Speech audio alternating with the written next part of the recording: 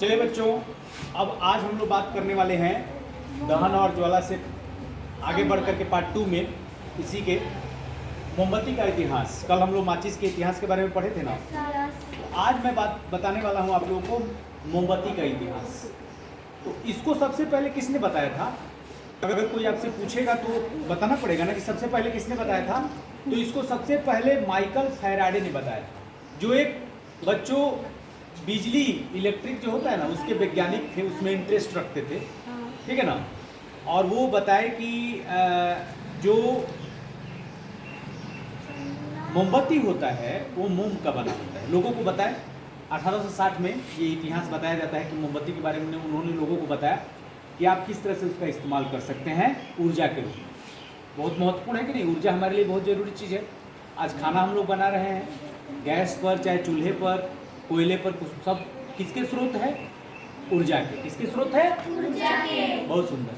तो ये भी माइकल फैराडे ने बहुत ही अच्छा बात बताया ना। उन्होंने ये भी बताया कि जो मोमबत्ती मधुमक्खी का छत्ता होता है उसमें से भी मोम निकाला जाता है। तब लोगों ने पूछा कि आखिरकार बताइए, हाँ क्या चीज़ है? जैसे यहाँ पर मिल्की ने पूछा कि आखिरकार उसमें होता क्या है कि वो जलने लगता है। तो असल में बच्चों उसमें मोमबत्ती एक ईंधन का रूप है, यानी कि ऊर्जा का रूप। उसमें होता क्या है?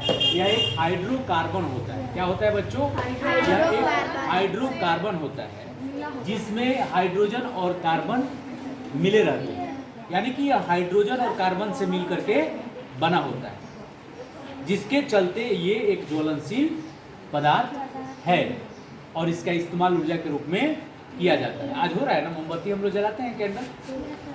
तो ये माइकल फैराडे ने बताया इतिहास। तब लोगों ने देखिए, मोम तो अब बनाया भी जाता है और मोम मधुमक्खी के छत्ता में भी मिलता है। किससे बनाया जाता है? तो हाइड्रोकार्बन और कार्बन, हाइड्रोजन और कार्बन को मिला करके बनाया जाता है। आप यह तो हो गया ना। क्या कभी आपने सोचा कि आग गर्म क्यों होती है? क्या जी, बढ़िया प्रश्न है कि नहीं? कि आग, जिस आग से हम लोग इतना डर जाते हैं जलते समय, कोई वस्तु जब जल रहा है तो उससे हम लोग डर जाते हैं। तो ठीक है, आप डर गए, लेकिन क्या कभी आपने सोचा कि आग इतनी गर्म क्यों होती है? सोचा है? चलो मैं आपको बता देता हूँ। बताओ ना। चलिए यहाँ देखिए, इसको आप लोग थोड़ा सा मैंने लिख दिया है ताकि आप लोगों को समझ में आ जाए। और हम लोग कल प्रयोग भी करेंगे, कुछ वस्तु तरह अलग अलग वस्तु लाएंगे, उसको जला करके हम लोग देखेंगे। लेकिन पहले देखिए, जब किसी ईंधन को जलाते हैं तो कार्बन डाइऑक्साइड और जलवाष्प बनता है। जब किसी भी ईंधन को सबसे पहले हम लोग जलाएंगे तो क्या बनेगा जी? कार्बन डाइऑक्साइड और जलवाष्प बनेगा। यह एक रासायनिक प्रक्रिया है जिससे एक नए पदार्थ का निर्माण होता है।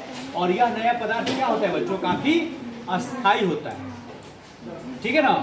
काफी अस्थायी होता है, जिस प्रक्रिया में काफी मात्रा में ऊर्जा निकलती है और इस ऊर्जा का ऊष्मीय मान क्या होता है?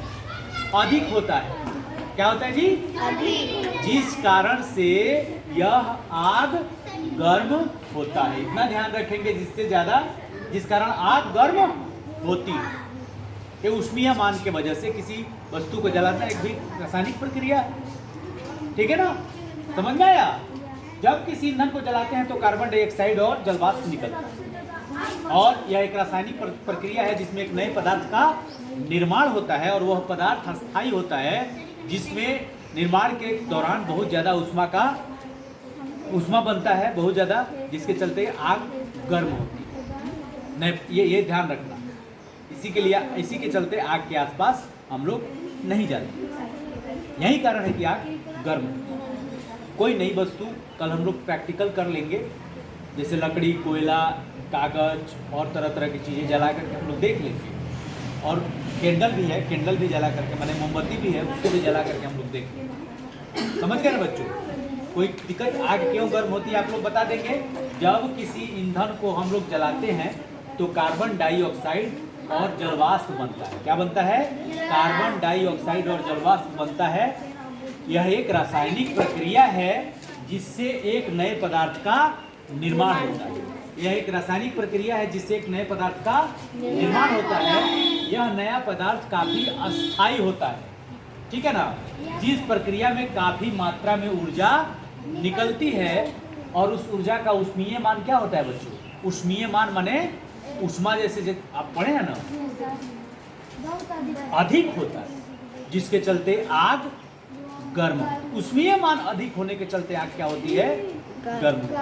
जैसे पानी का उबलना, उसमें उंगली डालेंगे और आग जल रहा है, कोई वस्तु लकड़ी जल रहा है, दोनों में लकड़ी, तो दोनों में उंगली जलेंगे तो जल्दी किस में जलेगा? लकड़ी वाला आग में। यानी लकड़ी का ऊष्मीय मान ज़्यादा है। जब वहाँ नया पदार्थ जब बन रहा है ना, तो उसका ऊष्मीय मान ज़्यादा है, जिसके चलते हाथ तुरंत जल जाए। यही कारण है। तो ये पार्ट 2 में